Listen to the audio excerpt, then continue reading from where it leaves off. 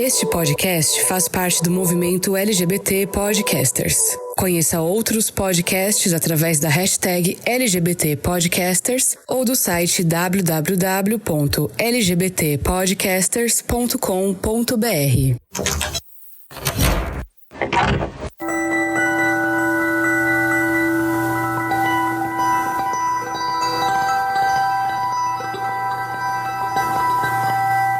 Vamos começar esse episódio um pouco diferente. Estamos em agosto e no Brasil, desde 1983, neste mês é celebrado o Orgulho Lésbico. Como vocês já me ouviram falar muitas vezes nesses anos, o Fora do Meio tem uma audiência majoritariamente masculina. Mais de 80% dos ouvintes se identificavam como homens e isso sempre foi uma questão para mim, já que, quando eu pensei o Fora do Meio, eu pensei em um podcast para todas as pessoas. A questão é que eu sou um homem e não a forma de falar com mulheres lésbicas baseado nas minhas vivências. E justamente por isso eu tive a oportunidade de me aproximar de mulheres lésbicas sensacionais que abriram meus olhos para muitas coisas nesses anos. Felizmente, hoje eu posso dizer que o número de pessoas que se identificam como mulheres e que ouvem o meu podcast subiu para quase 30%. Sendo homem e produtor de conteúdo, eu me vejo na obrigação de abrir espaço para que mais mulheres falem de suas questões e principalmente a letra L exponha as suas vozes. Eu sei que o mundo LGBT+, é capaz de inferiorizar as dores delas, e cabe a cada um de nós ampliar essas vozes e fazer elas irem tão longe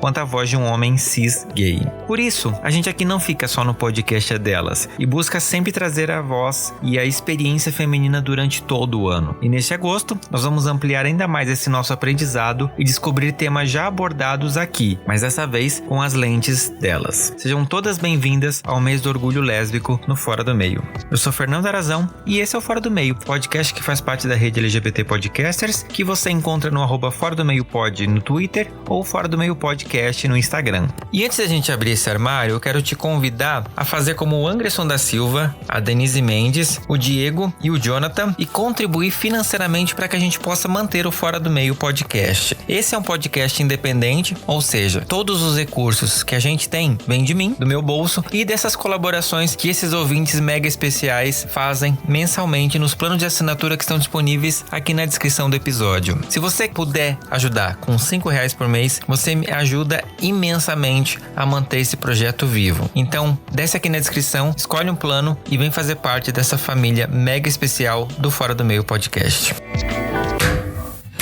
Armário aberto. E estamos no mês do Orgulho Lésbico e aqui no Fora do Meio, como você já está acostumado, a gente sempre traz essas pautas, né, para falar com essas mulheres, as pessoas que fazem a minha audiência mais diversa, e a gente tá nesse ano, né, revisitando alguns temas, né, pegando alguns temas e dando outras caras para eles. E por que não fazer isso também com o momento marcante, que é quando a gente resolve se abrir para o mundo e dizer eu sou o que sou. E enquanto no episódio anterior a gente falou do armário, esse, como a gente tá no mês do Orgulho Lésbico, eu vou batizar ele de A Sapateira, porque sapatão, gente, a gente não guarda no armário, a gente guarda na sapateira, é um lugar mega especial. Meninas, contem pra mim quem são vocês, se apresentem, por favor, pra audiência do Fora do Meio. Bom, vamos lá. Ai, que tensão. Relaxa, respira que tá tudo certo. Beleza. Bom, vamos lá. Eu sou Giovana, eu tenho 22 anos, eu acabei de me formar em psicologia, tô aqui explorando o mundo, tentando estabelecer na minha área, e eu sou assumida, bom, mas vou explicar um pouco melhor, mas eu vivo a minha sexualidade livremente desde os meus 16 anos, mas eu vivo a minha sexualidade livremente para mim desde os meus 18, 19 anos. E não sei mais o que falar, acho que é isso. Tá perfeito. Oi, gente, meu nome é Gabriela, mas pode me chamar de Gabi, né, pra não ficar aquela coisa assustadora, Gabriela, né? Parece que é a mãe falando. Pode me chamar de Gabi. Tenho 36 anos. Eu trabalho com produção audiovisual. Sou musicista também. Toco bateria numa banda. E eu sou casada, né, há 12 anos com uma mulher maravilhosa chamada Cristina, conhecida carinhosamente como Tina também. E eu acredito que eu entendi, não vou nem falar ainda sobre essa questão de se assumir, mas eu entendi a minha sexualidade com 19 anos também. E é isso, gente. Muito bom, muito bom. Meninas, eu quero já começar agradecendo vocês por estarem aqui comigo, né, nesse episódio, né, por terem atendido o nosso chamado ali para poder falar um pouquinho desse assunto. Assim, a gente tá num mês que é muito importante, né, para a questão da luta lésbica, né, da causa lésbica, que é muito diferente, né, da luta gay, por exemplo, ou da luta bissexual. Existem uma série de questões e a gente aqui no Fora do Meio entende que é muito importante a gente dar essa voz às mulheres, né, porque às vezes a comunidade é pautada tanto pelo G, né, em todos os aspectos. Então, um dos compromissos que eu tenho aqui no Fora do Meio é poder abrir essa voz para vocês também falarem das questões de vocês. E o momento do sair do armário é um momento que às vezes a gente acompanha muito do homem gay falando, né, de como foi pra ele, como que é o processo dele, etc. Mas particularmente assim, eu não conheço muito, porque eu não tenho visto muitas mulheres às vezes falando nas grandes mídias, nos eventos, né? Normalmente quando se pega lá o mês de junho, vai falar dos fulanos, né, dos atores da Globo que saíram do armário, ou tem muito essa pauta, né, esse holofote pro homem, né? Infelizmente a sociedade é uma sociedade machista e a gente, né, sempre tenta equilibrar um pouquinho isso aqui no Fora do Meio para dar voz para as mulheres também. E eu queria começar perguntando para vocês, né, como que foi esse momento que vocês, começou a se entender um pouquinho, talvez eu não seja tão igual às minhas outras amiguinhas, né, as coleguinhas, e que vocês pensaram, tem alguma coisa diferente comigo. Como foi se entender como uma mulher lésbica e até chegar nesse momento, né, de sair dessa sapateira, né, desse armário e dizer pro mundo, olha, eu sou lésbica, e como que é esse processo para vocês, essa visão? Bom, então, Fê, eu também quero te agradecer, né, pela oportunidade, pelo convite de estar aqui, poder falar um pouquinho da minha história com você. Espero que ela seja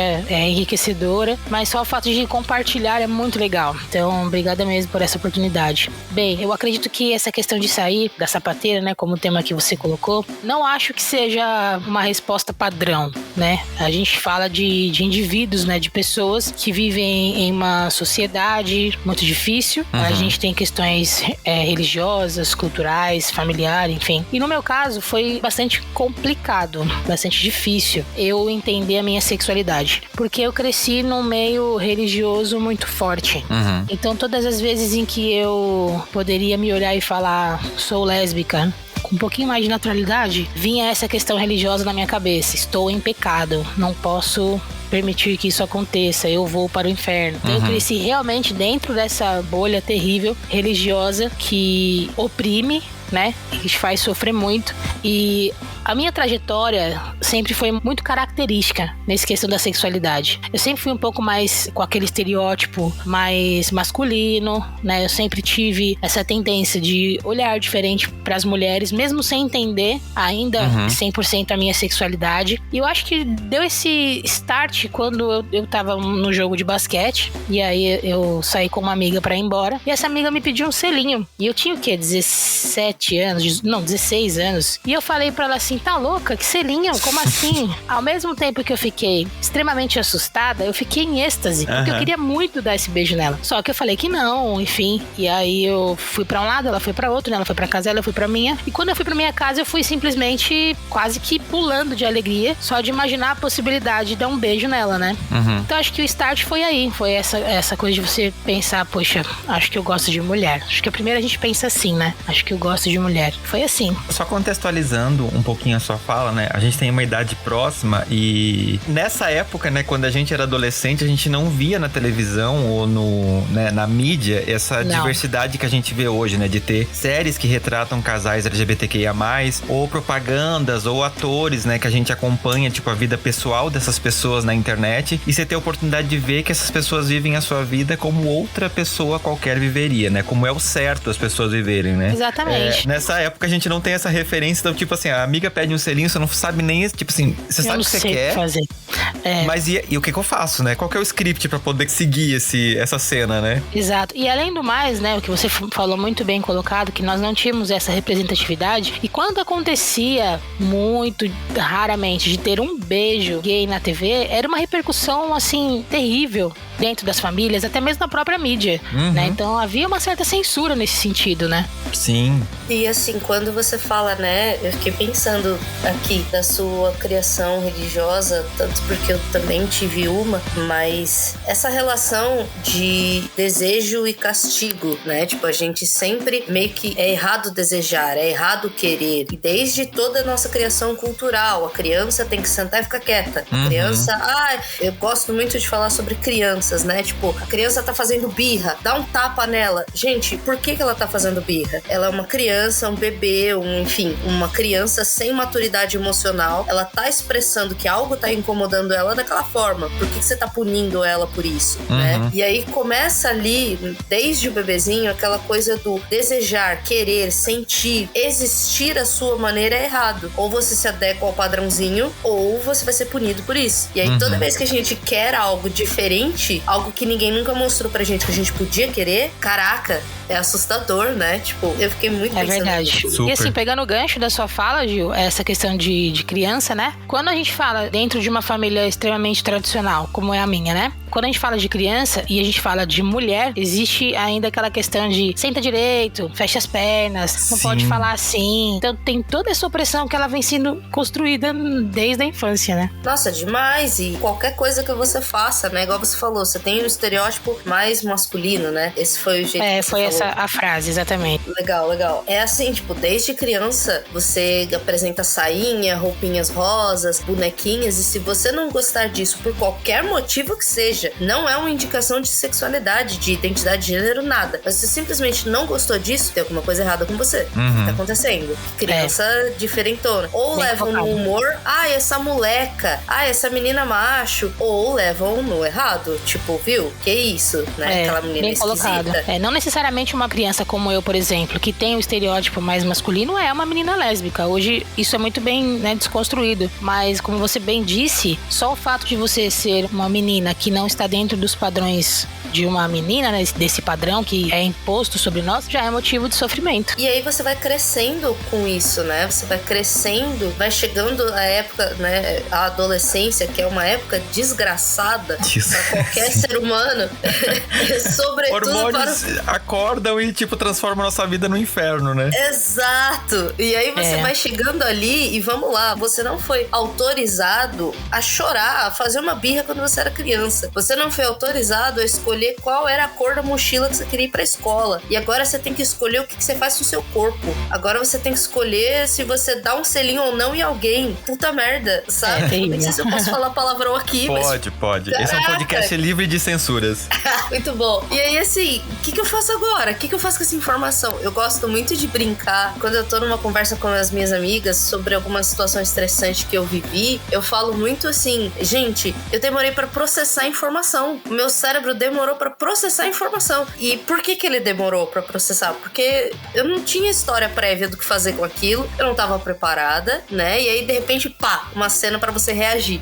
E aí, o que você faz agora? E existem muitas situações que você não foi preparado, principalmente por ser um jovem LGBT numa época, ou enfim, numa sociedade que não nos dá voz. O que eu faço com essa informação, né? Não, e eu, assim, é lógico, né? Eu não tenho a menor condição de me comparar com vocês por motivos de sou homem, né? Mas assim, a fala de vocês me fez remeter a algumas coisas minhas, inclusive, né? Pra quem me ouve aqui no Fora do Meio sabe da minha infância religiosa e todos os traumas que vieram pra isso. E a sua fala, Gil, me mostrou exatamente um pouco isso. Quanto eu demorei a aprender a lidar com determinadas coisas, porque o meu cérebro tava tão acostumado a passar por tantas barreiras que até eu chegar no momento, tipo assim, opa, desconstruir isso foi um longo caminho, né? E até hoje eu me pego, às vezes, pensando de uma forma que eu pensava na infância. Porque ali é onde tá formando um pouquinho a nossa forma de lidar com a vida, né? Então tem muitas dessas coisas que acabam até hoje refletindo, por mais que a gente já tenha uma outra forma de encarar, né? Mas tipo assim, a nossa primeira reação é tipo assim, agir como a gente agia lá no comecinho, pra daí então você ir desconstruindo, né? Isso é um processo que felizmente talvez as gerações atuais não vão precisar passar, né? A gente ainda tem um pouco dessas cicatrizes, digamos, mas é engraçado, né? Que eu lembro quando eu ia pra escola e na aula de educação física que tinha uma menina que trocava comigo porque ela gostava de jogar futebol e ela ia jogar futebol com os meninos, porque educação física na época era só futebol pros meninos e vôlei pras meninas, e eu ia jogar o vôlei, ela ia jogar futebol, ela era a lésbica, a machorra, a mulher macho da escola, enquanto eu era o viadinho. E ela tá hoje super casada com um homem, com filhos e etc. Ou seja, ela não é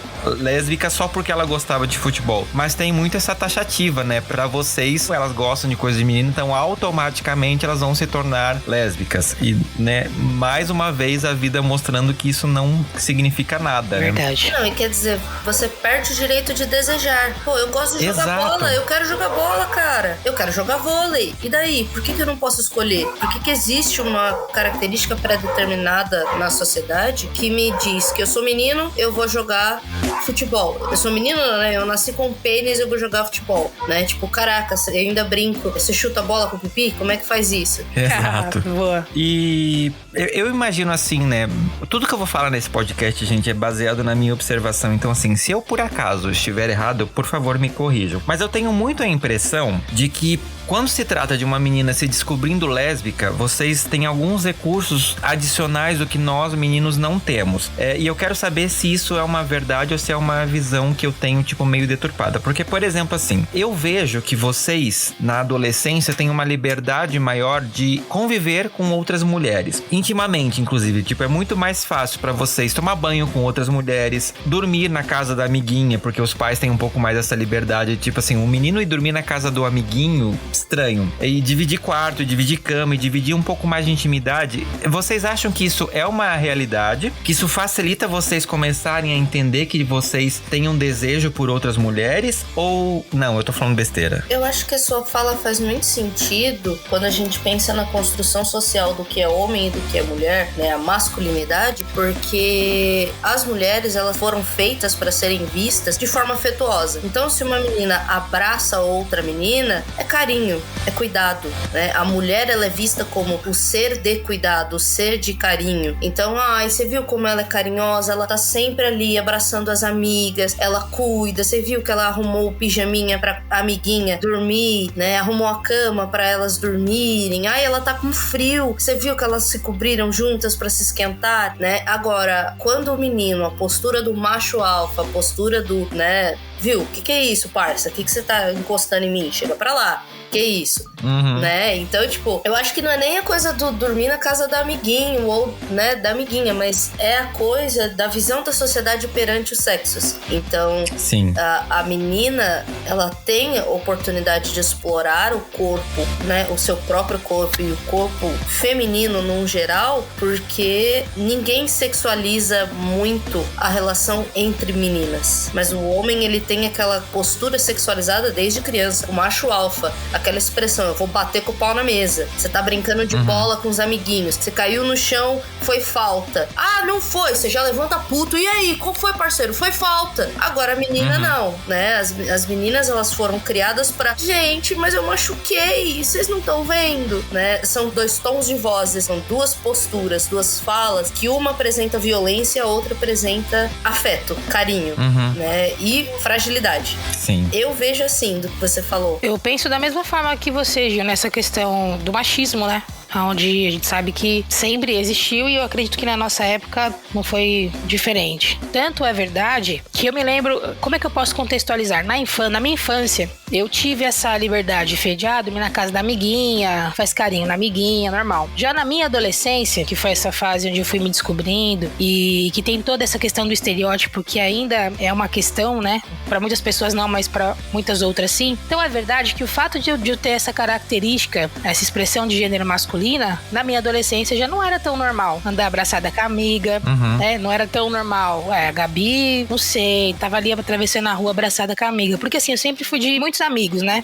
Tanto meninas quanto meninos. E na minha adolescência eu tive duas amigas que era a minha paixão, minhas amigas, brothers mesmo, assim. E eu lembro que eu tava atravessando a rua, avenida, abraçada, uma de cada lado, assim. E eu lembro que a minha mãe me chamou pra conversar. Então, assim, talvez, dentro de um estereótipo padrão de feminilidade, não haveria problema nenhum. Mas como é a Gabi, que já é meio masculina, tá andando com duas meninas abraçadas, pode soar um pouco estranho. Então sim, essa questão da masculinidade, do machismo, ela realmente traz consigo essas questões. Sim. Essa coisa da expressão de gênero, isso faz muito sentido, pelo menos agora tem feito muito mais sentido pra mim, porque hoje, atualmente, eu tô trabalhando num ambiente muito machista. Eu trabalho numa oficina mecânica com o meu tio e ele tem essa característica de macho alfa, né? Sim. E ele é o auge do machistão.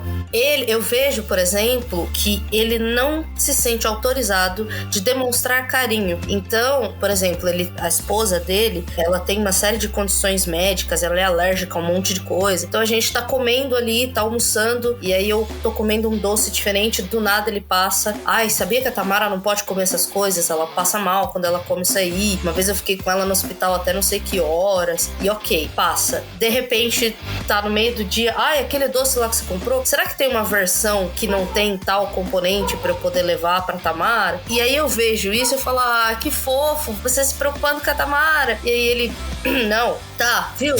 Pega lá tal coisa pra mim, por favor. É muito engraçado essa virada de chavinha. E eu quis entrar nesse exemplo do meu tio porque eu sempre fui uma menina, enfim, acho muito engraçado isso. Eu sempre tive características do estereótipo masculino, porém, eu não me via assim. Então, eu gostava de usar roupa masculina porque é confortável. Eu sempre fui uma criança muito acelerada, eu gostava de correr, gostava de brincar. Eu não ia pro casamento do meu primo de não sei qual, 50º grau, de sapatilha, eu ia de tênis, porque eu ia correr no parquinho. Eu queria ir de calça, eu não queria ir de saia, porque eu gosto de sentar confortável, né? Eu quero ir de jaqueta, porque vai estar frio pra caramba. Não quero ir só com um cachecolzinho de lã. Pô, meu, tá frio pra porra, eu quero ir com uma jaqueta, né? Então, assim, sempre era essa briga, sempre. Do tipo, meu, as camisetas dos personagens masculinos, né? Os heróis, os carrinhos, eram sempre mais bonitos, mais atrativos do que as roupinhas bonitinhas de meninas, né? Então,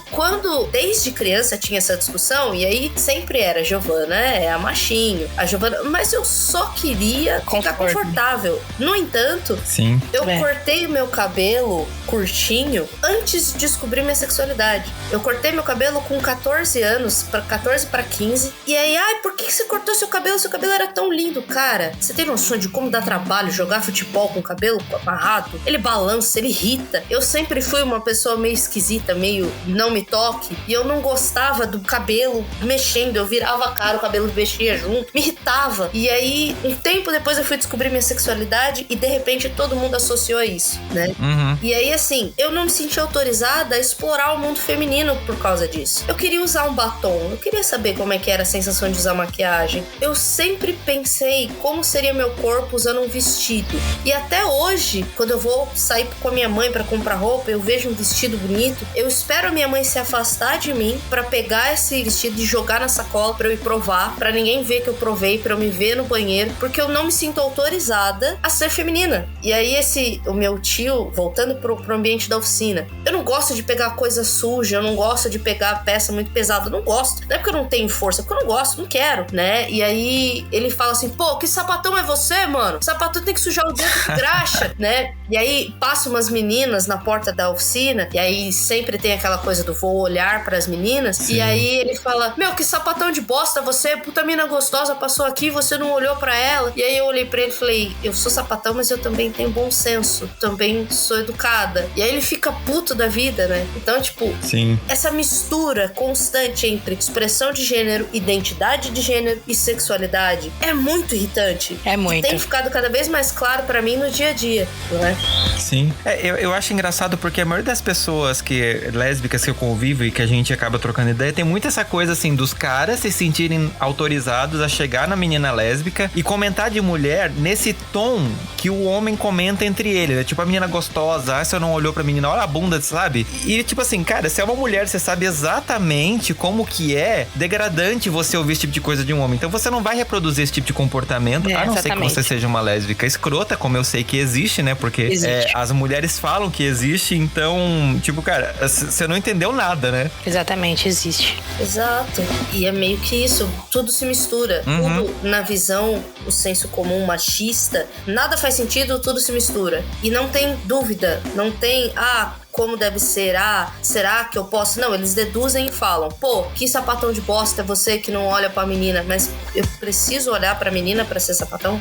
A minha sexualidade só é afirmada, né? É um pouco do que é o machismo. A minha sexualidade só é afirmada se eu constantemente a exponho. Sim. E a sua fala me faz pensar o seguinte, que olhando pra minha vivência como um homem gay, parece assim, eu tinha que cumprir os papéis, né? Fazer aquele check lá nas listas de coisas que mulheres fazem. Daí, então, eu ser afirmado como um homem gay. Porque se eu não tivesse comportamento feminino, então eu não sou gay. Pelo jeito que você fala, assim, tem essa coisa. Você precisa ter esses comportamentos masculinos para você ser lésbica. Senão você não é lésbica. Senão você é uma lésbica, tipo, pela metade, né? Uma lésbica de bosta. Que terrível, tipo, né? Qual que é o sentido disso? Exatamente. E eu, assim, eu sou formada em psicologia, eu sou uma psicóloga. Eu sou uma psicóloga social. Eu me considero uma psicóloga social. E nas nossas discussões, todos os meios que a universidade me proporcionou participar, eu ficava muito frustrada quando eu escutava dos meus colegas psicólogos afirmações inadequadas. E eu ficava o tempo todo muito brava. E aí tem o podcast da Liga de Psicologia Social da faculdade e eu mandei um áudio no grupo. Falei, galera, seguinte, adiciona aí na lista de temas, a gente vai falar, a gente vai fazer, eu não tô sugerindo, eu estou solicitando que a gente vai fazer um podcast explicando pros alunos de psicologia a diferença entre expressão de gênero, sexualidade, identidade de gênero e vários outros termos. E aí eu gravei um áudio muito puta no grupo e todo mundo me conhece, sabe que eu tenho esse jeito bravo de falar, e a galera riu e falou, não, Gi, super necessário. E me estressava porque lá na nossa universidade a gente tem uma grade inteira sobre sexualidade, sobre gênero, sobre identidade, constituição de indivíduo enquanto ser sexual. E eu ficava, não é possível, você tava transando no banheiro e perdeu aquela aula. Não é possível, cara, onde que você tava? Que você não ouviu o professor falando? E eu tinha um professor, e ele é gay, e ele tem uma pauta militante muito importante, e eu admiro ele pra caramba, e ele falava com tanta força, ele falava assim, todo empolgado, falava, gente, não é possível, o que você tava fazendo? Você tava mandando nude enquanto o professor tava falando, sabe? E eu brincando com isso, é muito irritante pro meu meio de psicólogos, ainda mais psicólogos não saberem, e ainda mais irritante saber que nessa sociedade é muito difícil achar alguém que se questione, achar alguém que se dê a oportunidade de ouvir e aprender sobre como é o nosso lado da história, né? Então, puxa vida, sabe? Que saco! Hoje eu queria aproveitar o gancho. Eu não sou psicóloga, né? Mas a minha esposa é formada em psicologia e eu me lembro que ela comentou comigo que ela tinha um professor também, homossexual, e a sala inteira sabia, né? Em relação à sexualidade dele. E aí ele tava dando aula e de repente ele parou do lado de um cara e falou assim, você é cisgênero? E a Tina falou que o cara ficou assustado sem saber o que responder. Aí o professor falou assim, eu sou cisgênero, você é cisgênero? Aí o cara ficou com mais medo ainda porque ele não sabia o que era ser cisgênero e o professor gay falou que era cisgênero. E aí eu lembro que eles precisavam fazer um trabalho, né, mais ou menos em relação a isso. E aí eu fui com a Tina pra poder gravar o vídeo pra ela apresentar o trabalho. E cara, a gente parou na porta da faculdade, fazíamos algumas perguntas, como por exemplo a questão da desigualdade do salário, né, entre o homem e a mulher. E em seguida, você é cisgênero? E cara, vou te falar a real, acho que teve uma ou duas pessoas que disseram sim, e a maioria dos homens falaram, não, que isso? Pô, para, não sou não. Você entende, cara? Como é complexo? Então, essa questão da informação e o que você trouxe como sugestão para ser abordado na sua aula é extremamente necessário, muito importante. Pra dentro da nossa bolha é muito comum a gente ter esse tipo de discussão, né? Então pra gente, se a pessoa te perguntar, você é cisgênero, você tá tranquilo pra responder, né? Mas essa conversa, ela não sai dessa bolha, né? Ela fica meio restrita aqui. Quando você vai pro mundo, as pessoas não sabem, né? E a gente vê o quanto é importante a gente continuar falando dessas pautas pra além, né? Do que a gente tá aqui do nosso círculo. Exato. E meninas, deixa eu perguntar uma coisa pra vocês. A gente tá aqui, né, falando dessa questão da saída do armário, e uma das coisas que eu falo muito aqui no podcast é o quanto pra mim, me entender como um cara gay foi uma grande questão, justamente por causa desses estereótipos que a televisão me mostrava lá nos anos 90 e nos anos 2000, né? Dessa coisa do gay ter que ser engraçado, ter que ser afeminado, ter que ser a chacota, ter que ser um monte de coisa e eu olhar pra aquilo e não me reconhecer. Pra esse momento de vocês saírem do armário, né, pra vocês se entenderem e dizer, não, sou lésbica e tá tudo bem com isso. Vocês acham que teve esse momento também dessa confusão de você às vezes não saber exatamente em que lugar você se encaixava na sociedade? Porque dentro do recorte lésbico, né, além de a televisão não focar muito nisso, porque sempre o papel do homem, né, ser o chaveirinho, ser aconteceu, etc., é o que dava humor, era muito raro você ver lésbicas retratadas na televisão, ainda tem muito essa coisa da figura da mulher lésbica, né, do relacionamento lésbico ter uma questão sexualizada para homens héteros, né, tipo assim, duas mulheres se pegando, uau, não sei o que. Isso, na opinião de vocês, assim, trouxe algum tipo de impacto para vocês se entenderem como lésbicas e conseguirem se assumir como lésbicas para a sociedade? Teve alguma coisa, algum impacto nesse sentido? Olha, ouvindo você falando, eu vou falar,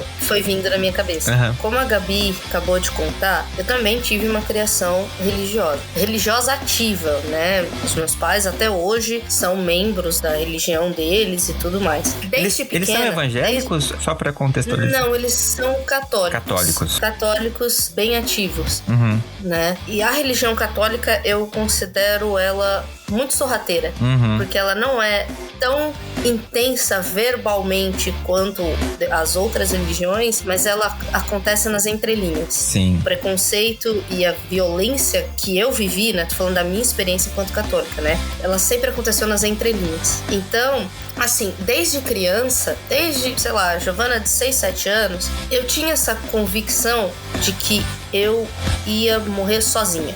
Quando eu volto pra minha infância, os meus pensamentos de criança, isso era muito, muito particular. Eu tinha a convicção de que eu ia morrer sozinha. Somos dois. Que os meus pais iam morrer.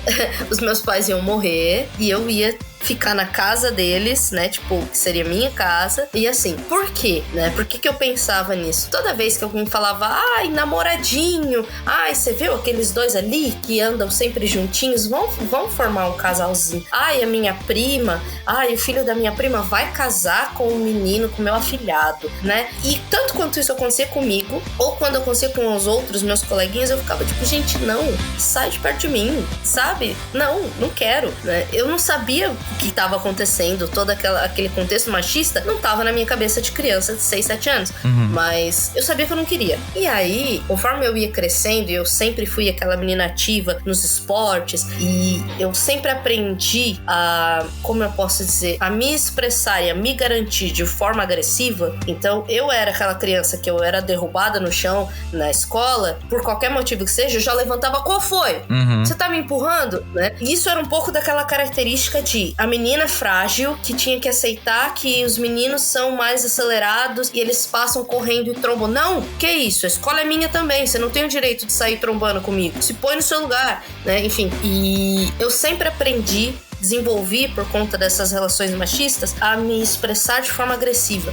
E aí, conforme eu fui crescendo, ai, Giovana briga muito com aquele menininho ali, você tá vendo? Eles vão casar, eles vão terminar juntos, isso aí é amor reprimido. E aquilo me irritava, eu falava, não, gente, ele é um pé no saco, ele é chato. Não é porque eu gosto dele, ele é chato, né? E aí, assim, eu não acreditava, não existia na minha realidade a possibilidade de amor, de relação com alguém.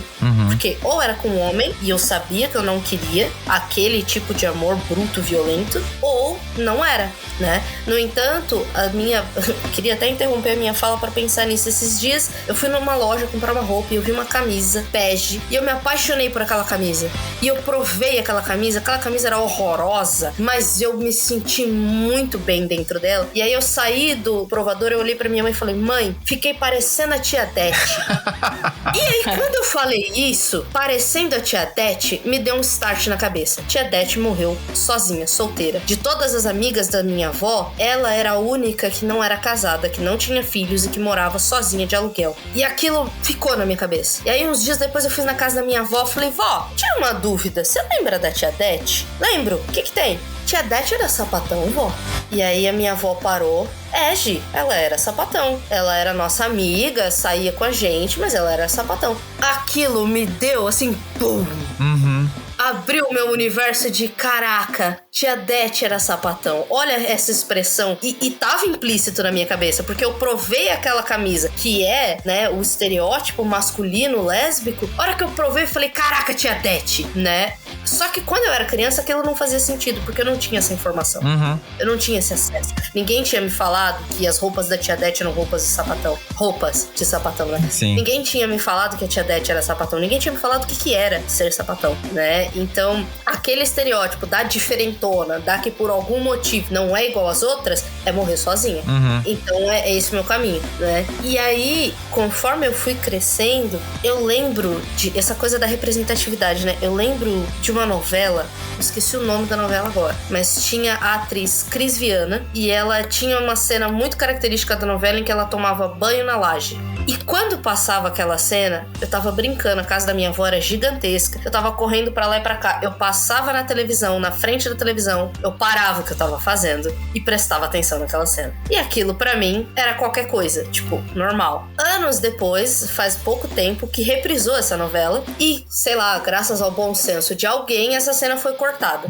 Essas cenas foram cortadas. E aí eu ainda brinquei, falei, gente, o que aconteceu? Cadê a cena? Hoje eu posso apreciar, hoje eu sei por que eu apreciava. Mas eu, não, obrigada. Era sexualização de um corpo feminino, era hipersexualização de um corpo negro. Muito obrigada. Sabe, assim, o bom senso vinha rápido e voltava. E eu não sabia o que era naquela época.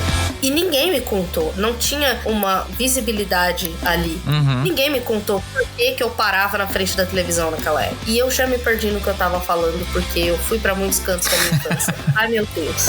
Naquela época não havia... A gente já não tinha acesso à informação como tem hoje, e ainda havia esse medo, parece, né, da família em dialogar sobre isso, né? Em falar sobre isso. O Fê tava falando e a Gil também a respeito da representatividade, e assim, hoje, parando pra pensar, não existia representatividade. Não tinha alguém que eu, pelo menos, né, pudesse olhar e falar assim, nossa, eu queria ser como essa pessoa. Porque eu cresci... Quando era silenciado e mal vista, né? Exatamente. Não era uma boa referência, digamos assim, né? E eu cresci dentro de ambientes que me oprimiam muito. Então eu tinha muita dificuldade de entender quem eu era. Porque minha família é extremamente machista e religiosa. Meus amigos todos eram da igreja evangélica. Era uma igreja onde, pelo fato de eu ser mulher, eu tinha que usar saia. Eu não podia cortar o cabelo. Então assim, eu usava saia pra eu poder me sentir parte daquele público, daquelas pessoas. Não necessariamente porque eu curtia usar saia, sabe? Mas eu usava saia, usava salto alto, eu tinha um cabelo super grande e tentava me enquadrar dentro desse padrão feminino, sabe? Porque eu não entendia, não conhecia outra maneira de me expressar enquanto mulher, porque sendo uma mulher lésbica, né, não sendo uma mulher trans, né, uma mulher lésbica cisgênero, eu sei que eu sou mulher,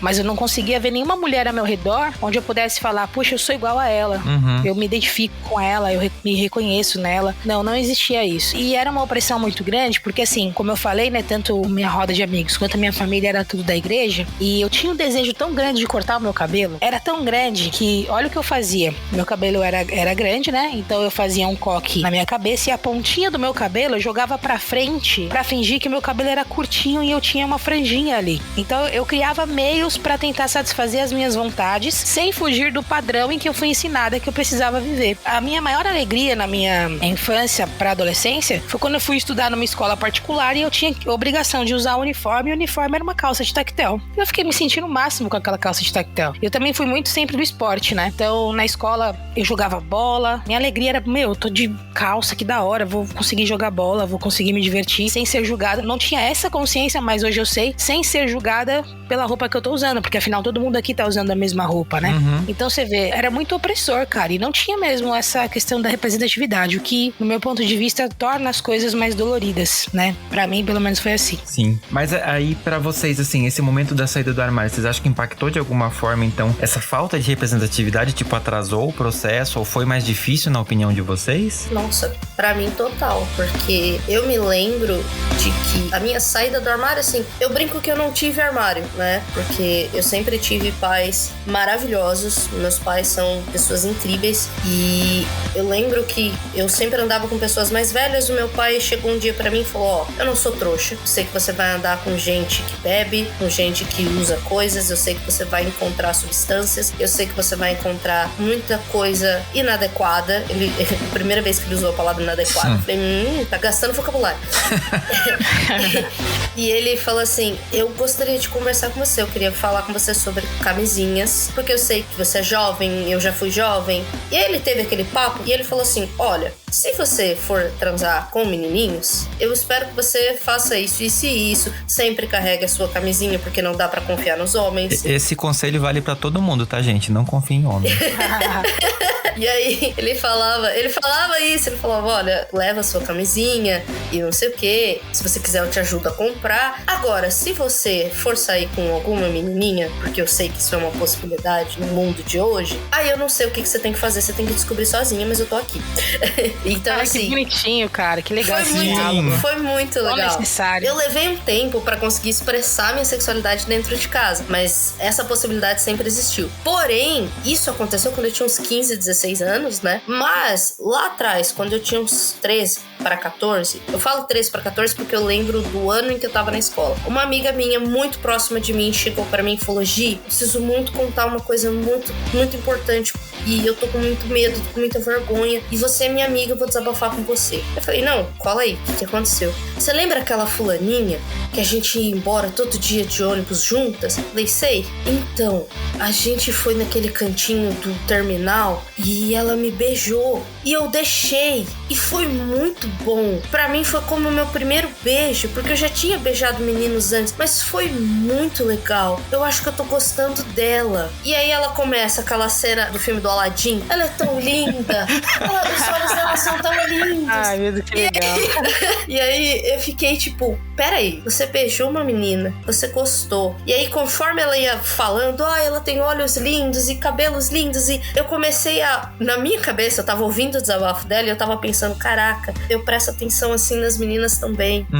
Eu penso desse jeito com as meninas também. Eu queria beijar aquela outra fulaninha e queria sentir as mesmas coisas que você tá sentindo. Você tá narrando pra mim que você sentiu. E aí aquilo me deu, tipo, caraca, isso é possível, outra pessoa faz. Sim. Meu Deus, a minha amiga fez. Eu não sou tão louca. Ou se eu for, tem alguém louca junto comigo. Tem alguém com quem eu vou poder contar sobre como eu me sinto. E naquele momento, foi naquele dia específico em que eu parei de sentir tanto medo de olhar pras meninas do jeito que eu olhava. Tava ali pra mim a representatividade que eu precisava. Saber que aquilo que eu tava sentindo, outras pessoas também sentiam. Outras mulheres, outras meninas que conviviam comigo, que faziam as mesmas coisas que eu, que iam pra escola, que ouviam as mesmas músicas, enfim. Ali tava a representatividade que eu precisava pra pensar, caraca, eu também posso existir desse jeito. Sim. Então, a falta disso no meu meio adulto, no meu meio cultura, televisão, música, cadê? Não tinha. E olha que eu sou muito mais nova que vocês. Então, assim, caramba, né? Aquilo pra mim foi um divisor de águas. A partir daquele momento, 2 anos depois, quando meu pai senta pra conversar comigo, faz sentido. Eu não fico assustada com a fala do meu pai, né? Eu fico admirada. Nossa, meu pai falando isso pra mim, que legal. Mas muito bom, cara. Eu acho que se eu não tivesse aquela minha colega aos 13, 14 anos, aquela fala ia me assustar pra caramba. Talvez aquela fala nem acontecesse, né? Do meu pai. Enfim. Eu queria aproveitar o gancho da sua fala em relação ao seu pai pra expressar como foi pra mim em relação ao meu pai, que foi exatamente o oposto, né? O meu pai sempre foi um cara muito machista, né? Extremamente machista. Então já não se falava sobre sexualidade, já não havia nenhum diálogo, nem mesmo sobre namorados. Eu tive alguns namorados na minha adolescência e cheguei lá, pai, tô namorando, não tinha esse conselho de use camisinha ou coisa do tipo, sabe? Não havia isso. Parecia um tabu, assim, terrível. E aí eu lembro que depois de, né, depois acho que a gente vai ter oportunidade de falar, mas depois que minha família já sabia da minha sexualidade, eu falei, não, eu quero poder falar pro meu pai sobre isso. E eu fui assim, com muito medo, fui tremendo, mas eu falei, eu preciso que ele ouça de mim isso, né? Porque, né, enfim, parece que era uma coisa muito ruim que tava acontecendo. Tem esse peso, né? Traz um peso, cara, meu Deus. E aí eu sentei na frente dele e falei... um crime.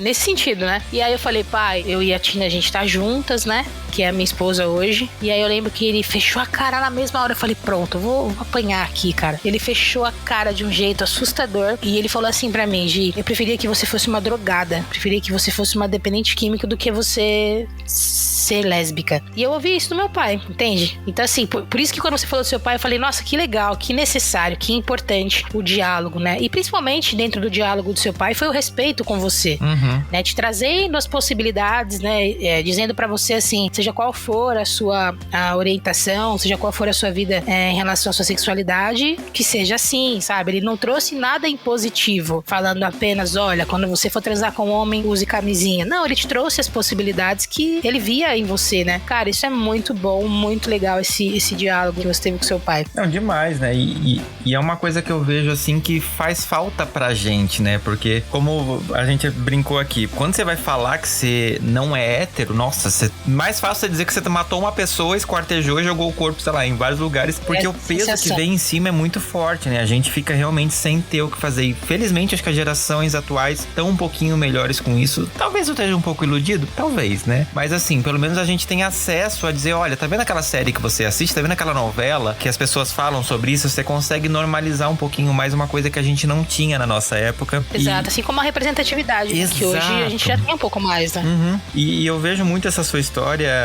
Gabi, do seu pai. Cara, desconstrói muito, né? Você falar que é lésbica, parece que você deixa de ser você, né? Porque, assim, de histórias que eu vejo, os pais olham pras filhas como as princesinhas, né? Você vai em algum momento ele botar um sapatinho de cristal e é isso, né? A sua vida vai ser totalmente um conto de fada da Disney. Quando você desconstrói isso, eles ficam meio sem saber como reagir, né? Eles idealizam a sua vida por você.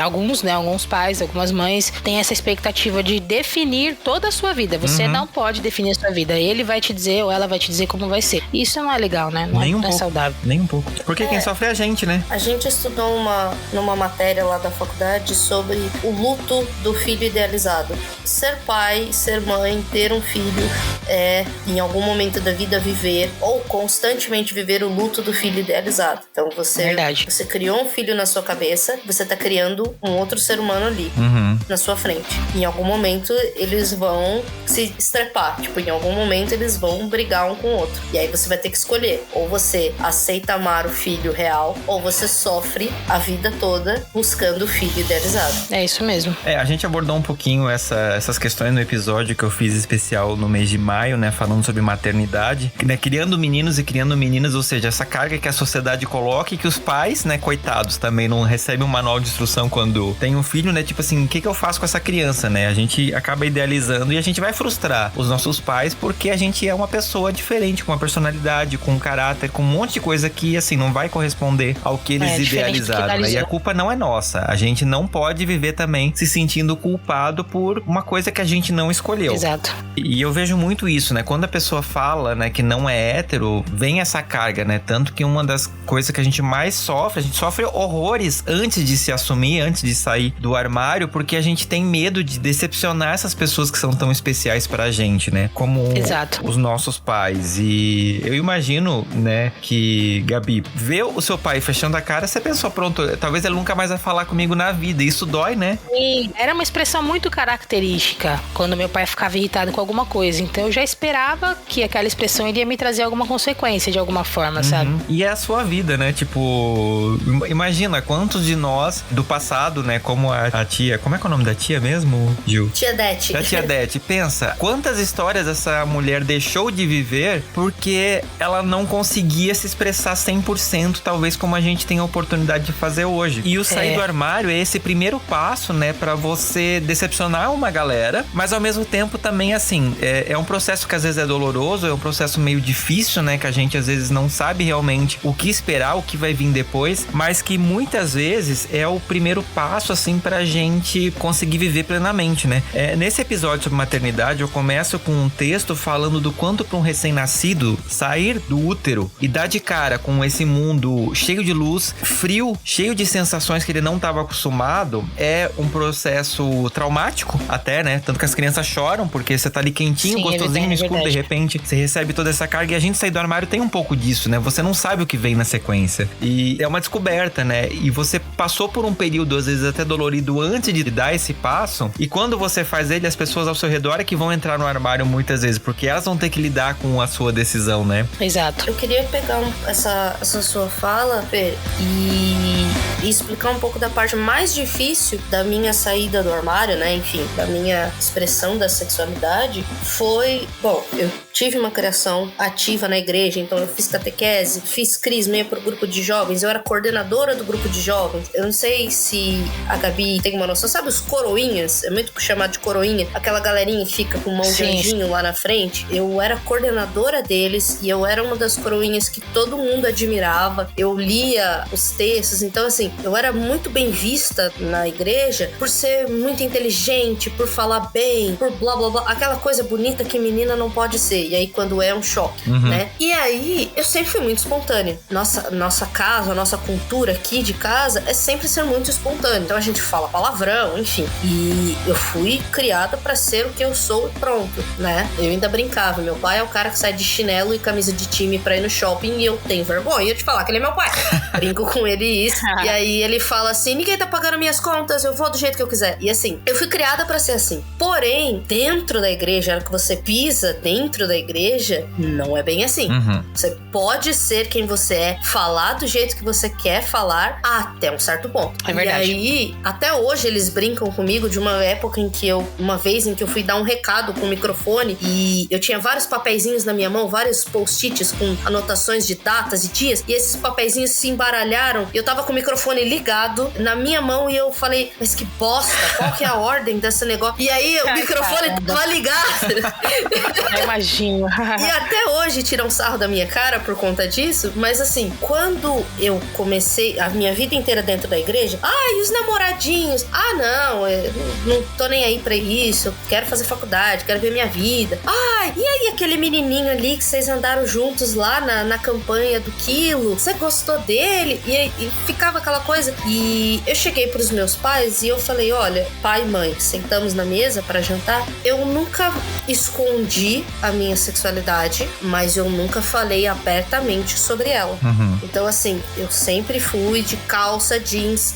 E as meninas vão de vestido branco e os meninos de calça, tênis e camisa. Eu vou de calça, tênis e camisa, mas enfim, porque eu quero, não porque eu quero parecer um menininho. Eu sempre fui assim, mas eu falei, olha, eu, Giovana, não quero mais desconversar quando falem comigo. Eu não quero mais, não quero saber de menininhos. Eu quero poder dizer, não, eu não gosto de menininhos. Não, eu não presto atenção em menininhos, porque, né? E aí, teve aquele peso de eu nunca precisei esconder nada de quem eu era, mas eu precisei sentar com os meus pais e falar sobre isso, não por mim, mas porque eles eram os ministros da igreja.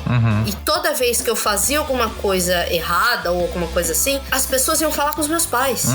Você viu que a Giovana entrou gritando na igreja? Olha, Giovana, você viu como ela é? Ela falando um monte de palavrão na frente das crianças. Sempre aquele comentário maldoso disfarçado de comentário feliz, de brincadeira, sabe? Você viu, a Giovana é muito agitada, né?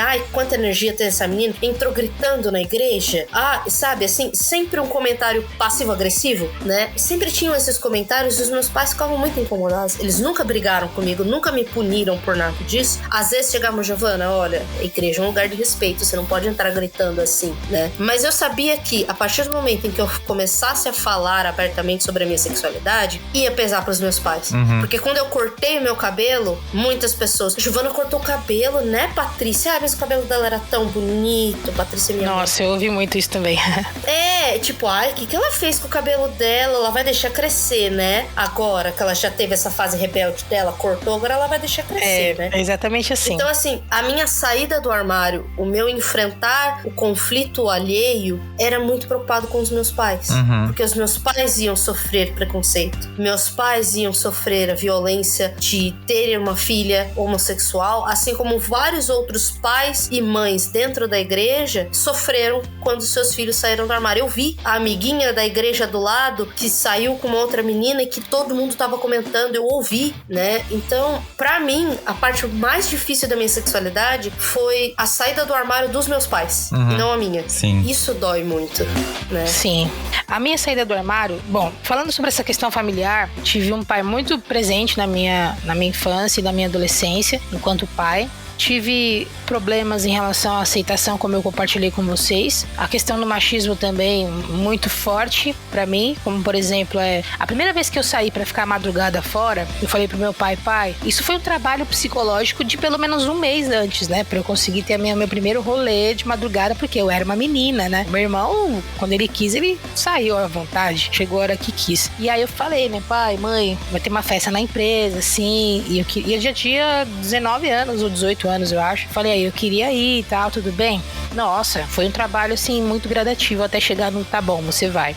Eu lembro que quando eu cheguei em casa, por volta de umas 5 horas da manhã, o meu pai me cheirou dos pés à cabeça. Eu cheguei assim, na porta ele já segurou pra eu não entrar e falou, peraí, começou a me cheirar dos pés à cabeça e eu não entendi. Falei, o que você tá procurando? Você tá cheirando por quê? Aí ele falou que queria saber se eu tinha bebido, se eu tinha fumado, o que eu tinha feito. E eu nunca fui assim de beber e fumar. Eu comecei a beber com 22 anos, né? Então eu falei, pai, você fuma, a mãe fuma, todo mundo aqui fuma, eu não fumo. Sabe, eu não fumei e também hoje eu sei que se eu tivesse fumado também era uma escolha minha, né? Não é essa questão, mas é o fato da atitude dele de me cheirar, enquanto o meu irmão tinha essa liberdade de forma muito explícita. Meu irmão, ele saía a hora que ele queria, levava quem quisesse em casa, começou a beber e a fumar muito cedo, sem nenhum tipo de restrição. Então já vê que é realmente uma educação mais pra esse lado machista mesmo. Aí passei essa dificuldade de conversar com ele a respeito da minha sexualidade, mas eu acho que o mais difícil pra mim, ao sair do armário, foi porque eu tive uma vida inteira dentro da igreja e eu amava o que eu fazia. Trabalhei com música dentro da igreja, também fui líder de jovens dentro da igreja, cantava, tocava, era muito ativa dentro da igreja e eu gostava muito do que eu fazia, eu gostava muito das minhas amizades. E na minha cabeça, o que eu aprendi até ali é que não havia a menor possibilidade de eu falar que era uma pessoa, uma lésbica, uma homossexual e continuar com essa rotina dentro da igreja que me fazia tão bem. Então dizer sou homossexual era a mesma coisa de falar, a partir de hoje eu não sou mais bem-vinda em igreja nenhuma e tudo que eu gosto de fazer eu vou ter que parar de fazer, porque ninguém vai me aceitar, ninguém vai me entender, ninguém vai me acolher. Então, quando eu saí do armário, perdi muitas amizades, consegui recuperar pouquíssimas, recuperar no sentido assim, de depois de alguns anos a gente se reencontrar e falar sobre isso mais naturalmente. Mas eu tive uma amiga que eu era muito apaixonada por ela no sentido de amizade, assim mesmo. E eu falei, puxa, eu queria falar sobre isso com ela. E quando eu falei, ela falou, Gabi, eu não quero mais que você venha aqui em casa. Então, assim, pra mim o mais difícil foi viver essa consequência nesse nível. De perder amizades, de não poder mais ir pra igreja. Hoje, graças a Deus, assim, existem muitas igrejas que acolhem homossexuais. Isso é muito bom pra quem sente essa necessidade, realmente, de estar dentro de uma igreja. Mas naquela época era uma coisa tão forte dentro de mim, que eu amava tanto fazer, que foi muito difícil perder isso. Em relação à minha família, foi mais difícil porque eu tinha medo da reação, sabe? De ser realmente, de alguma forma, punida por conta disso. Mas eu não tive essa... Minha mãe, quando eu me assumi, ela já era falecida, ela faleceu em 2010. E ela já sabia, mesmo sem eu falar sobre isso com ela. Minha mãe já sabia da minha sexualidade, eu tenho certeza disso. Por diversas vezes, em alguma discussão, ela já falou, você é sapatão? Ou ela falava assim, por exemplo, eu tive uma amiga chamada Kelly, que ela falava assim, por que você fica trocando cartinha com a Kelly? O que você tem com a Kelly? Na minha época, trocar carta era a coisa mais comum e mais deliciosa do mundo, né? Sim, saudades, inclusive. Só que eu tinha uma amizade muito forte com a Kelly e ela cismava de um jeito não normal, assim. E aí ela faleceu em 2010, que foi exatamente o ano onde eu comecei a namorar a Tira, hoje minha esposa. E foi exatamente o ano em que eu assumi pra minha família a respeito da minha sexualidade. Eu ouvi você falando e trouxe aí alguns sentimentos bem característicos e eu queria comentar sobre todo o peso que todo LGBT que foi criado dentro da igreja em alguma escala passa. Porque é isso, tipo, você amava o que você fazia. Eu era muito bem vista dentro da igreja, muito elogiada. Eu me sentia muito bem fazendo as coisas que eu fazia. E de repente é como isso que você falou, a partir do momento em que eu assumo esse pedaço da minha identidade, eu obrigatoriamente vou perder outro. Eu perco o direito de ser... Eu não sou mais cristã. Ninguém me vê como cristã.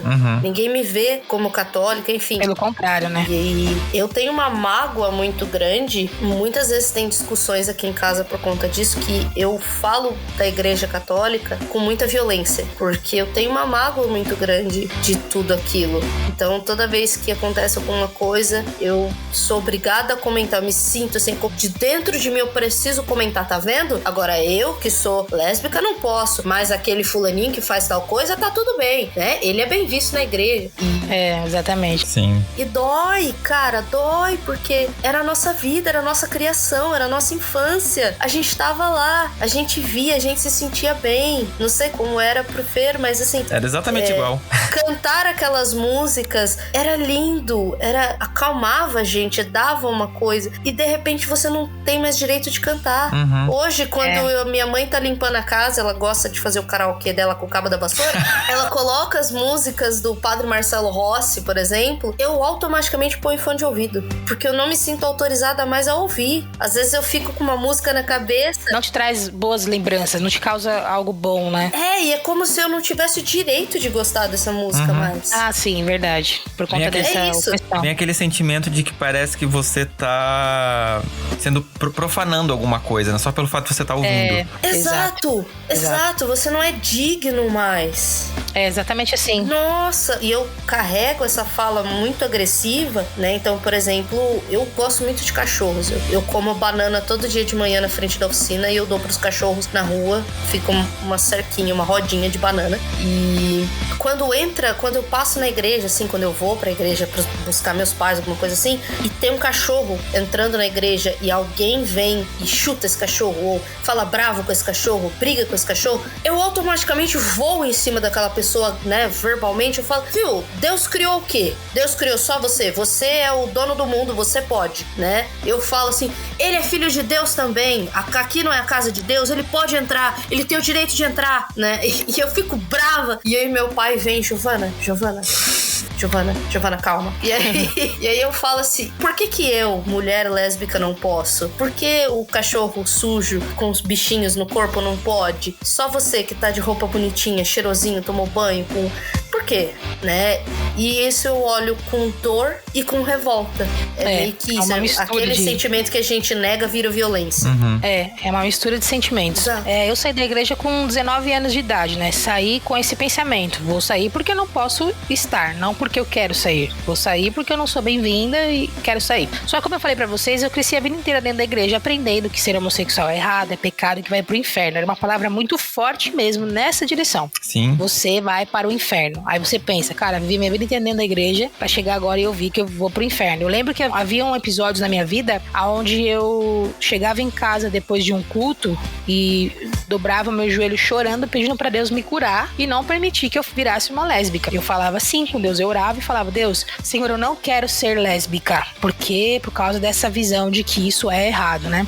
E aí eu saí da igreja com 19 anos, só que eu saí da igreja com isso muito claro. Vou para o inferno porque eu sou uma pecadora. E aí chegou uma fase da minha vida em que eu conheci outras realidades em relação à vida que, diferente do que eu vivia dentro da igreja. Novos amigos, novas rotinas, novos rolês. E foi muito legal, muito saudável. E aí eu vi um momento em que eu parei e pensei, meu Deus, eu tô perdida. O que vai ser de mim? Tudo ainda influenciado por essa questão da religiosidade e tal. E eu falei, e agora? O que vai ser de mim? Eu preciso ser curada. E aí eu procurei uma outra igreja pra ir, na expectativa de ser curada. E aí quando eu cheguei nessa igreja, fui muito bem recebida. Inclusive foi ali onde eu conheci a minha atual esposa. Inclusive a nossa história é muito legal. Um dia, quem sabe, né, a gente conversa melhor sobre isso. Mas... eu gostei. Me conta, amiga. Me conta depois. Conto depois, pode deixar. Eu lembro que o pastor chegou na Tina e falou, Tina, tem um presente pra você. Vem cá, Gabi. Ele falou bem assim, não no contexto sexual, né, mas no contexto de você vai discipular a partir de hoje a Gabi, Tina, porque a Gabi, ela é nova, você já tá aqui há um tempo, então você vai discipular a Gabi. E a Tina falava pra mim, Gabi... O que é discipular, amiga? Discipular é você ensinar, é você caminhar junto, é você trazer aquela pessoa pra perto de você e passar os ensinamentos, né, tanto religiosos. Tipo um guru. Mais ou menos isso. Acompanhar e tudo mais. E a Tina me falava assim, Gabi, eu consegui, eu fui curada, você vai ser também.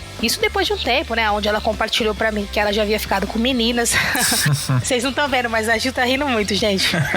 E aí ela falava isso pra mim, você consegue, eu consegui, você consegue também. E aí eu comecei a ficar ativa na igreja, sabe? Só que com aquele sentimento ainda, mano, eu gosto de mulher. Só que beleza, vou tentar me curar desse mal. Era esse o pensamento que eu tinha. Eu tocava bateria, eu tocava com o pessoal da banda das meninas, da banda dos jovens, da banda oficial. Super ativa dentro da igreja e com uma amizade super legal da galera. era, mesmo os que não sabiam a respeito da minha história, principalmente os que não sabiam, né? Até que chegou um momento que eu e a Tina, a gente se apaixonou. Claro que nossa história é muito longa, eu tô pulando bastante coisa, mas chegou um momento que a gente se apaixonou. E foi terrível, porque eu fui expulsa do grupo de música, eu fui praticamente convidada a me retirar da igreja, e na cabeça das pessoas eu levei a Tina pro mau caminho. Então, por exemplo, eu chegava nas rodinhas, as rodinhas se desfaziam, a Tina chegava, todo mundo colava na Tina, entendeu? Então aquelas pessoas que eu acreditava que poderia ter um bom relacionamento, uma boa amizade, voltou tudo de novo, todo mundo se afastou de novo. Eu já não era mais aquela garota legal, que toca, que canta, que, sabe, agora eu era a sapatão, entendeu? Não, isso é inadmissível. Então esse retorno do tipo, vou buscar me curar e acontecer tudo isso, foi cansativo ter que reviver isso. Foi muito difícil ter que reviver isso. Você virou o demônio sugador de almas, né? Não, totalmente. Eu cheguei a ouvir do meu pastor, como eu falei, a história tem seus detalhes, né? Mas jogando a informação assim, o que eu ouvi do meu pastor foi: quero você longe de todas as meninas da igreja. Eu ouvi isso dele, entendeu? Lilith, é você? Sim, e aí eu Mas lembro que uma vez... Cara, você lembra... Desculpa. Não, pode falar. É que agora eu me empolguei. Eu não sei se, sabe, vocês lembram do começo da minha fala, quando a gente tava falando sobre crianças, o problema, o pecado, o crime de desejar, o crime Exato. de querer.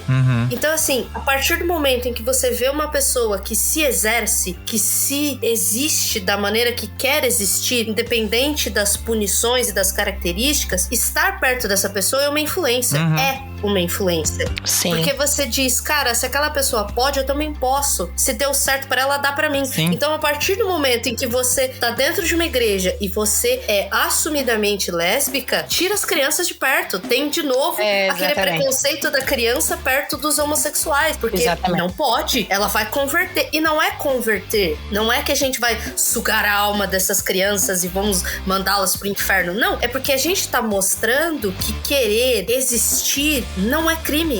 Não é errado. Que não né? é um padrão, então, assim, né? As pessoas têm suas individualidade, né? Eu acho que recentemente eu passei por uma cena muito marcante pra mim, que foi eu ter postado no meu Instagram uma foto minha de top e de short. Então, sem camisa. Eu sempre tive uma questão com o meu corpo, de que eu tô bem com o meu corpo, eu amo o meu corpo, mas eu não acredito que as outras pessoas vejam o meu corpo com bons olhos, né? E de novo, né? Todo mundo ao seu redor, você tá gorda, você precisa emagrecer, lá. Enfim. E aí eu fui numa festa no final de semana com... Coisa chata.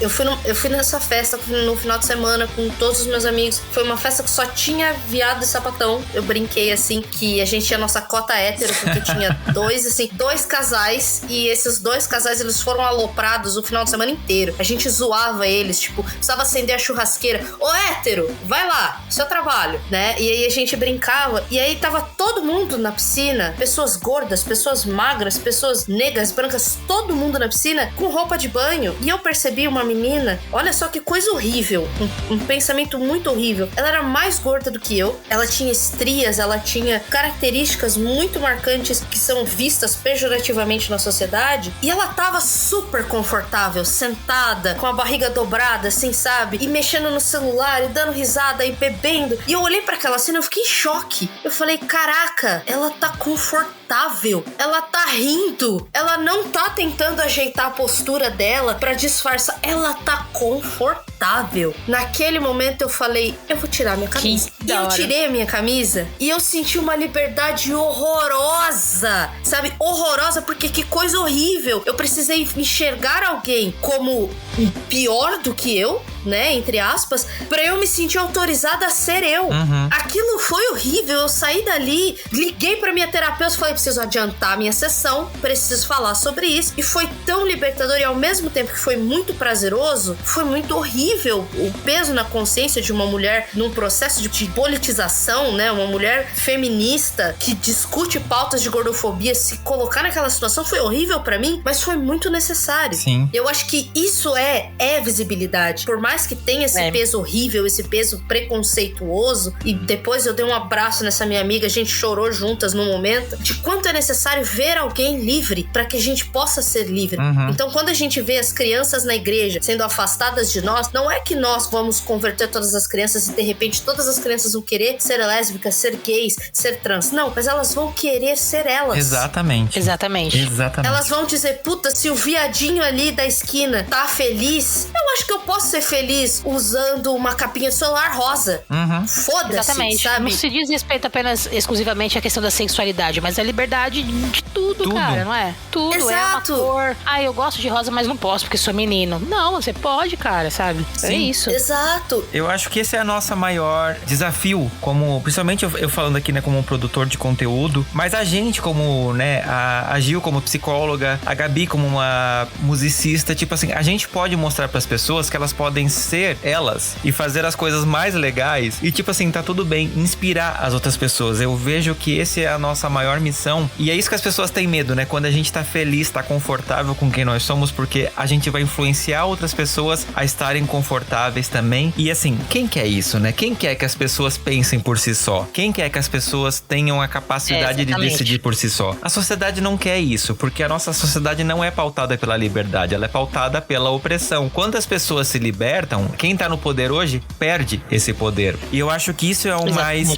importante a gente perceber, como a própria Gil falou, né? Olhar outras pessoas sendo elas e perceber, porque é isso que vai fazer a gente tirar um genocida do poder ou não eleger nunca mais uma pessoa desse nível, porque a gente sabe que a gente pode. E meninas, eu quero encerrar esse episódio perguntando pra vocês que dicas vocês dão então como pessoas empoderadas, como lésbicas fodonas, pra quem tá se entendendo nesse processo, né? Tá pensando tipo, putz, eu tô desconfortável aqui dentro dessa minha sapateira, dentro desse meu armário e eu quero me libertar. Que dicas vocês dão pra essas pessoas? Olha, eu tava pensando que eu não consigo pensar em outra coisa, que é um exemplo. Eu quero que vocês se baseiem no meu exemplo pra criar de vocês. Eu vou conhecer o grupo dos Urban Sketchers. Então, eu gosto muito de desenhar. Eu descobri que eu sempre me cobrei muito, eu sempre tinha muito medo de fazer as coisas e eu comecei a me sentir melhor desenhando, a partir do momento que eu perdi o medo de desenhar feio, né? E o grupo do Urban Sketchers, pra mim, foi muito fantástico, porque é um monte de gente, arquitetos ou não, pessoas que desenham, que só se encontram e fazem rabiscos, é literalmente rabiscos. Você sai rabiscando na tela,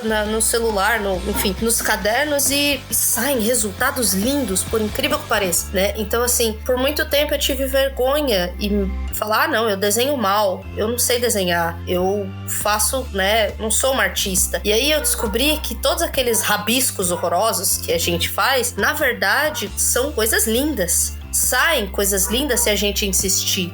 Então pega no fundo do seu baú uma coisa que você tem muita vontade de fazer, uma coisa que você tem muita vontade de conhecer e vai, cara, vai atrás. Talvez essa coisa esquisita que você acha que não vai dar em nada seja uma coisa linda. Encontre pessoas que façam o que você faz, que você gosta, busque nas redes sociais, na internet tá aí pra isso e não tenham medo. É a questão do grupo de apoio, né? Isso é tão importante, você ter essa vivência, essa relação.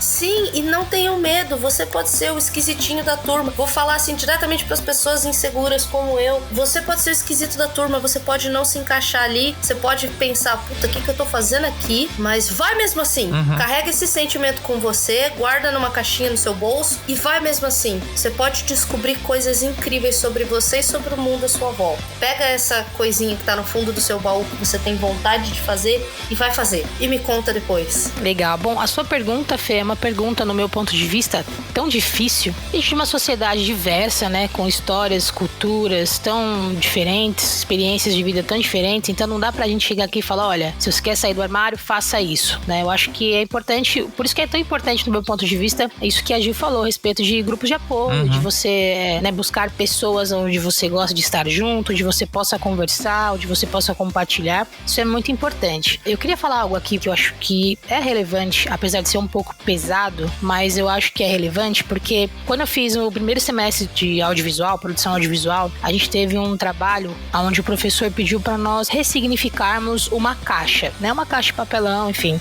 E ali eu encontrei a oportunidade de falar a respeito do público LGBTQIA+.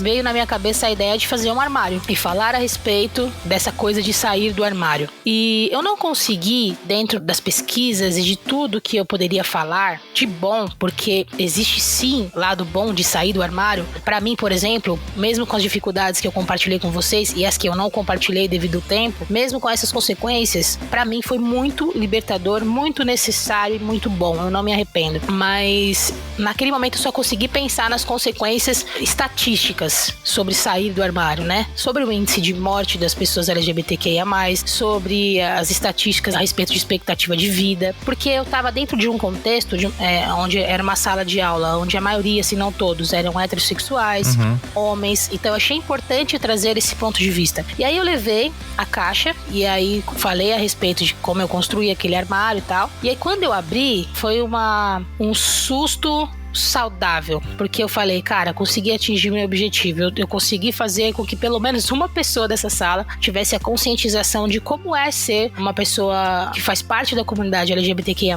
nessa sociedade tão preconceituosa, tão homofóbica, tão violenta. Eu acho importante trazer esse tema aqui, principalmente para quem ainda tá nessa fase de sai ou não sai do armário, porque é importante a gente refletir. Eu conheço pessoas, eu não tô aqui com isso, tá, gente, incentivando ninguém a ficar dentro do armário, né? Pelo contrário, eu acho que você entendendo que é o momento, que há essa possibilidade, por favor, faça. A gente falou muito aqui a respeito da representatividade, a respeito dessa missão de trazer essa representatividade para outras pessoas, de você encorajar outras pessoas. Tudo isso é muito necessário e é muito bom, mas só você pode decidir isso e saber a hora certa para isso, sabe? Só você pode decidir o momento certo de falar, poxa, vou sair do armário. Eu conheço pessoas, Gi e Fê, que já me falaram assim, não vou sair do armário e para mim tá muito confortável.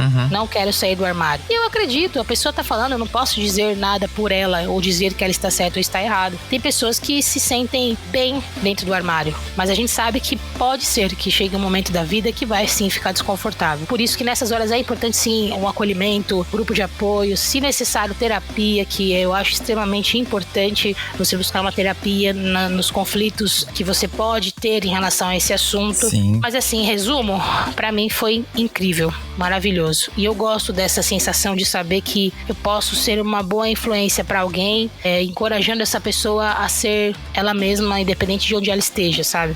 Eu acho que é mais ou menos isso, Fê, que eu penso, sabe? Sim. Bom, pra finalizar, eu queria dizer, a gente já teve vários episódios aqui no Fora do Meio sobre sair do armário, e todos eles a gente sempre acaba terminando com esse conselho, né? Pra você que tá ouvindo e que tá nesse momento, tipo assim, será que eu saio, será que eu não saio? A resposta vai estar no seu entorno, no seu redor. A história da Giovana, a história da Gabi, a história do Fernando e a de todas as pessoas que já passaram por esse podcast nesses 3 anos e meio, a resposta não tá ali. Porque a sua vida é a sua vida, ela tem essa particularidade. O que a gente pode dizer é, quando a gente se propõe a se destacar, né? O mundo ele é formado de muitas pessoas cinzas. Quando você coloca um pontinho colorido ali, você vai ter um destaque, quer queira, quer não. As pessoas vão te apontar, as pessoas vão te julgar, as pessoas vão te aplaudir. Vai ter tudo isso. Não necessariamente nessa ordem. O que acontece, e o que eu quero deixar muito claro aqui, é que para algumas pessoas isso funciona, né? Tô eu aqui nesse microfone dando esses conselhos nesses anos todos para vocês, né? Então as meninas aqui, né, dando a cara a tapa para poder contar um pouquinho das suas histórias, coisas que talvez a gente não faria no passado, né? Se alguém disser tipo assim, você é lésbica, você sair correndo, dizer jamais, né? Imagina, socorro. Mas assim, o que eu quero deixar de reflexão pra você é o seguinte, sabe a Madonna? Sabe o Barack Obama? Sabe a Michelle Obama? Sabe toda essa galera que a gente aplaude hoje em dia? Nenhuma dessas pessoas teve o peso que tem sendo padrão,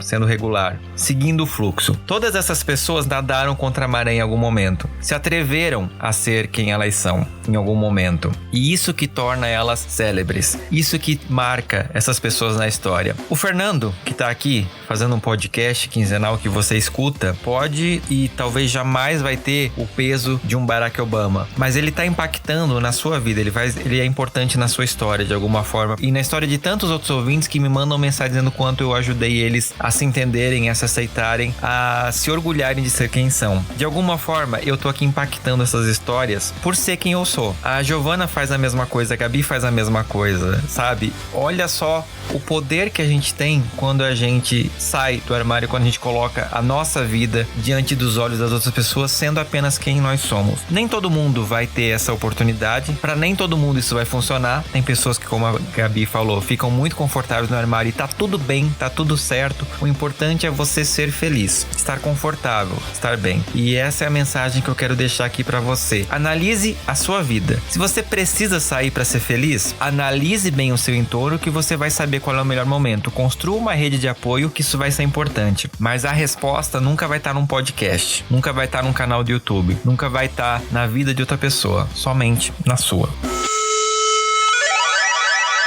Se joga. E meninas, a gente tá agora no quadro de indicações. Eu vou deixar para você ouvinte uma indicação que é muito bacana, que se chama Arquivo Lésbico Brasileiro. Fernando, o que é isso? É um compilado muito bacana, ela é uma organização da sociedade civil que ela busca preservar os registros históricos e culturais sobre as questões lésbicas aqui no Brasil e facilitar o acesso a esses itens, né? Porque assim, da mesma forma que o machismo apaga muito a questão das mulheres, aí você imagina a questão de uma mulher que ama outras mulheres. Então, muitas dessas histórias acabaram indo para debaixo do tapete e a gente está conseguindo resgatar isso graças a esse trabalho sensacional. Então, se você tem interesse, se você quer conhecer, e eu sugiro que você conheça, dá uma olhadinha ali no site, no atados.com.br. É isso aí, atados.com.br. Eu vou passar o endereço inteiro. É atados.com.br/ong/arquivo lésbico brasileiro ALB. Tem muita coisa legal lá para você conseguir, né, ter acesso e descobrir várias histórias sobre essas mulheres sensacionais que estão aqui, né, nesse país lutando por uma qualidade de vida da comunidade LGBT melhor. Porque, como eu sempre falo, quando cada letrinha que faz parte da comunidade vence, todos nós vencemos juntos. E esse é um trabalho que a gente precisa fazer coletivamente. Meninas, o que vocês deixam de lição de casa para a audiência do Fora do Meio? Eu gostaria de deixar uma série chamada Sense8. Não sei se vocês já assistiram, Fê e Gil. Eu gosto muito dessa série. Ela se escreve Sense com S e o número 8 tem na Netflix. Cara, eu acho essa série... Puxa, tudo que eu falar, eu vou dar um spoiler gigante, então não vou me aprofundar muito. Mas o que eu gosto dessa série, primeiramente, é a maneira como é abordada o tema LGBTQIA+, né, o tema da sexualidade como um todo, na verdade, não exclusivamente o público LGBTQIA+. E como ela me ensinou, me mostrou sobre a importância de você exercer a empatia, né, com o outro, porque ela traz um contexto onde duas pessoas compartilham sensações e sentimentos, sendo pessoas totalmente distintas. Então isso faz com que uma pessoa exerça a empatia pela outra, mas não é tão simples assim como eu tô falando.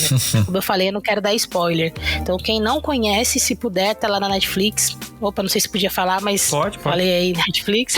E é isso aí, essa é a minha recomendação. Sim, e é uma das injustiças da Netflix, gente. Essa série é sensacional, deveria estar até hoje, mas a Netflix cancelou. Deveria. Mas ela tem um encerramento muito bacana. Eu amo de paixão. Sim, tem, eu gosto também. Eu até hoje não fui capaz de assistir o último episódio, porque eu não consegui lidar com o fim. Sim. Exato. Bom, o meu dever de casa, ele é mais geral. Eu quero desejar que todo mundo que tá ouvindo aqui encontre uma coisinha, uma coisa que gosta muito, que tem muita vontade de conhecer e vai conhecer. Sei lá, pesquisa no Google aquilo que você tá procurando, aquilo que você quer, e lê um blog, lê alguma coisinha, uma informaçãozinha. Gigi vai ficar feliz. Pronto. Arrasou. Maravilha. Gente, eu quero agradecer demais a presença, né, Gil e Gabi, por estarem aqui comigo, dividindo um pouquinho da história de vocês com os meus ouvintes, né, e comigo aqui nesse episódio pro mês do Orgulho Lésbico. Eu não tenho nem palavras pra agradecer de novo, né, assim, eu fico muito feliz quando eu vejo essas histórias recheando esses episódios e pra gente entender a importância que é a gente falar sobre quem nós somos pra poder ser essa luz pra uma galera que às vezes não tem pra onde olhar, né? Então, muito obrigado de todo o meu coração. E como que o pessoal acha vocês na internet, nas redes sociais, quem quiser interagir um pouquinho mais com vocês? Vixe, vamos lá, peraí. Soletrar o meu Insta é meio complicado. Vamos lá. Aquele tracinho de baixo, como é que é? Underline? Tá bom. Underline G-I-G _ Bueno, B-U-E-N-O e underline de novo. Nem é tão difícil assim. Não. Mas é isso. Me achem lá. Eu acho que meu perfil tá privado, mas eu aceito todo mundo, gente. E a gente pode bater papo. Beijos. O meu é @Gpantose. O G é a letra G mesmo, de Gabi. E Pantose é com S-I no final, que é o meu sobrenome. Então, @Gpantose. Deve estar privado nesse momento, mas pode me adicionar sem crise. E Fê, será que eu poderia compartilhar o Instagram da minha banda também? Pode, claro. Tá bom. Então, pra você que quer conhecer a minha banda, é @AP de apartamento 22 oficial. @AP22 oficial. É o nome da minha banda. Obrigada, Fê. Meu, foi muito legal. Adorei conhecer mais também sobre você e sobre a Gi. Muito prazer mesmo estar aqui. Obrigada pelo convite mais uma vez. E é isso, precisando só contar comigo, tá? Gente, me diverti pra caramba. Foi muito legal. Foi uma experiência muito afetuosa. Obrigado, Fê. Obrigada. Desculpa, eu falo pra caramba, gente, mas é... Não, mas esse é um podcast, Desculpa. eu tava contando com isso, inclusive. Putz, beleza. Obrigada. Gente, e se você não segue o Fora do Meio, eu quero te convidar a seguir a gente no Fora do Meio Podcast no Instagram ou Fora do Meio Pod no Twitter. E eu quero ouvir a sua história, né? Como que foi essa questão da saída do armário sua? Mulher que tá me ouvindo, homem que tá me ouvindo, pessoa não binária que tá me ouvindo, né? Fala pra gente lá no Fora do Meio Podcast @gmail.com. E é isso. Eu espero vocês daqui a 15 dias em mais um episódio do Fora do Meio, onde a gente vai continuar sobre essa ótica da mulher lésbica em um episódio mega especial. Então, daqui a 15 dias encontro vocês. Ai, gente, beijo na teta. Amo. Tchau. Beijo, gente. Tudo de bom pra todo mundo aí. Muita felicidade, muita paz, muita saúde. E bora que a vida segue aí. Vamos seguir lutando sempre. Exatamente, E né? hashtag Fora Bolsonaro. Por favor. É isso, gente. Tchau.